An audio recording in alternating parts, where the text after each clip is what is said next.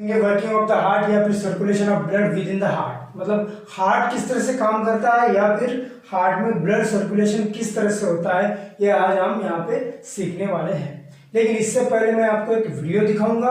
वो वीडियो में हार्ट के हर एक पार्ट आपको लर्न करने, याद रखने, अच्छे से देखने, उसको लर्न करना है, ताकि ये जो मैंने यहाँ पे लिखा है वो सब आपको अच्छे से समझ में आएगा कि हार्ट किस तरह से काम करता है।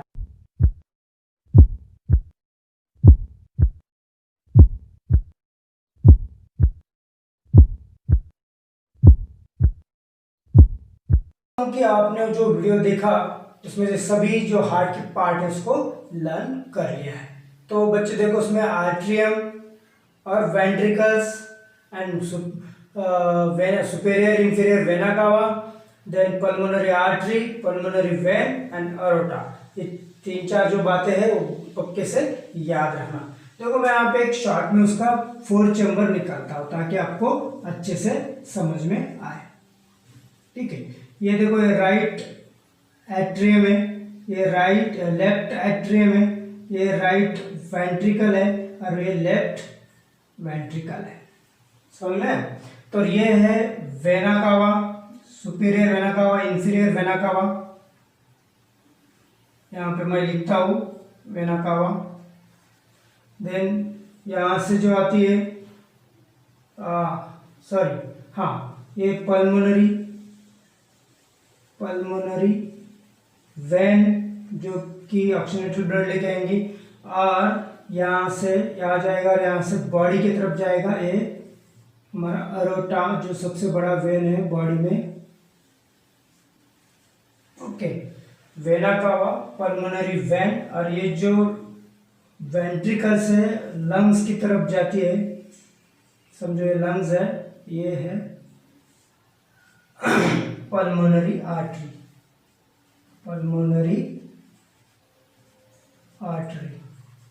एक ही ब्लड राइट वेंट्रिकल से लंग्स की तरफ लेके जाएंगी और फिर ये लंग्स से ऑक्सीजनेटेड ब्लड और लेफ्ट एट्रियम में आएगा, पल्मोनरी वेन्स एंड अरोटा से फिर बॉडी में जाएगा। तो ये पूरा हम यहाँ पे समझ लेंगे। देखो, तो सबसे पहले क्या होता है कि ये जो एट्रिया है ये रिलैक्स्ड होते हैं। रिलैक्स होने के कारण क्या होता है कि ये जो superior vena cava, inferior vena कावा डीऑक्सीजनेटेड ब्लड लेकर आते हैं राइट एट्रियम में। एट द सेम टाइम ये जो पल्मोनरी वेन है ये ऑक्सीजनेटेड ब्लड लेके आएगी लेफ्ट एट्रियम में, जब वो दोनों रिलैक्स्ड होते हैं। तो रिलैक्स्ड होने के बाद इस तरह से ये ऑक्सीजनेटेड ब्लड यहाँ, डीऑक्सीजनेटेड ब्लड यहाँ कलेक्ट होगा और ऑक्सीजनेटेड ब्लड लेफ्ट एट्रियम में कलेक्ट होगा। Then now both ventricle contract, ventricle की बात नहीं आई है, ये आर्टरी क्या हो जाएंगे, कॉन्ट्रैक्ट हो जाएंगे। जैसे कॉन्ट्रैक्ट हो जाएंगे तो क्या हो जाएगा, ब्लड कहाँ आएगा, right deoxygenated blood right ventricle, right atrium से राइट वेंट्रिकल में आएगा, और ऑक्सीजनेटेड ब्लड लेफ्ट एट्रियम से लेफ्ट वेंट्रिकल में आएगा। देन उसके बाद ये left ventricle and both ventricles क्या हो जाएंगे, कॉन्ट्रैक्ट हो जाएंगे। जैसे ये कॉन्ट्रैक्ट हो जाएंगे तो यहाँ से डीऑक्सीजनेटेड ब्लड ये लंग्स की तरफ जाएगा थ्रू द पल्मोनरी आर्टरी। ये याद रखना है, ये आर्टरी होकर भी डीऑक्सीजनेटेड ब्लड कैरी कर रही है। Generally deoxygenated blood veins carry करते हैं, तो इसको हम याद रखेंगे।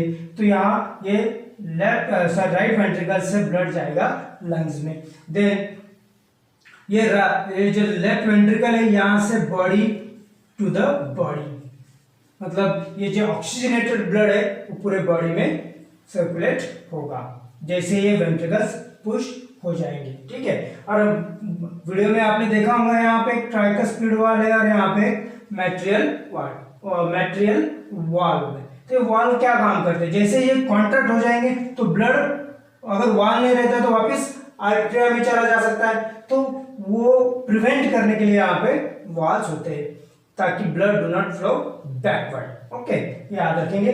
तो इस तरह से क्या होता है कि ये जो डीऑक्सीजनेटेड ब्लड है एक बार हार्ट में आता है, फिर हार्ट से लंग्स पे जाता है, लंग्स से वापस हार्ट में आता है ऑक्सीजनेटेड होकर। तो इस तरह से ब्लड हार्ट में 2 बार आ गया, तो एक ही साइकिल में ब्लड 2 बार हार्ट में आता है, इसके वजह से इसको डबल सर्कुलेशन कहा जाता है।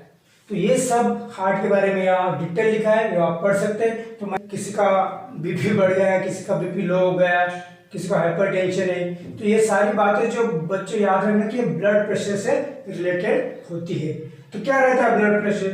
The force exerted by the blood on the walls of the blood vessel. जो ब्लड जो है, जो ब्लड वेसल के वॉल्स रहते हैं उस पर प्रेशर एक्सर्ट करता है, and that pressure is called as blood pressure. तो किस तरह से रहता है? This pressure is greater in the arteries than vein.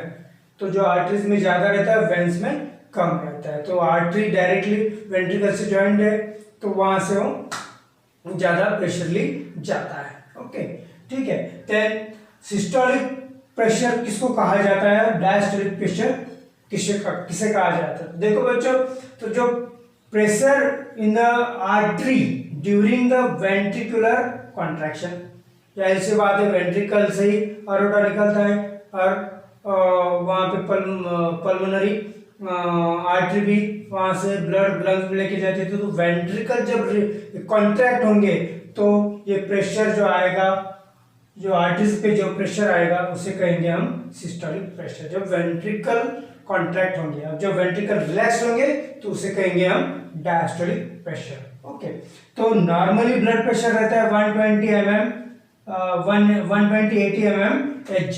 तो mmHg उसका यूनिट है।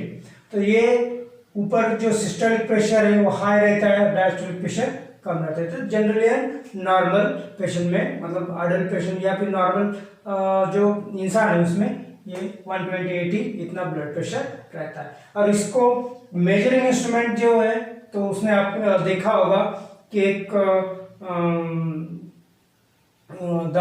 जब आप हॉस्पिटल जाते हैं तो वहाँ जब ब्लड प्रेशर किस तरह से चेक करते हैं, तो वो जो इंस्ट्रूमेंट है उसका नाम है स्पिग्मोमैनोमीटर। ये वर्ड याद अच्छे से रखना।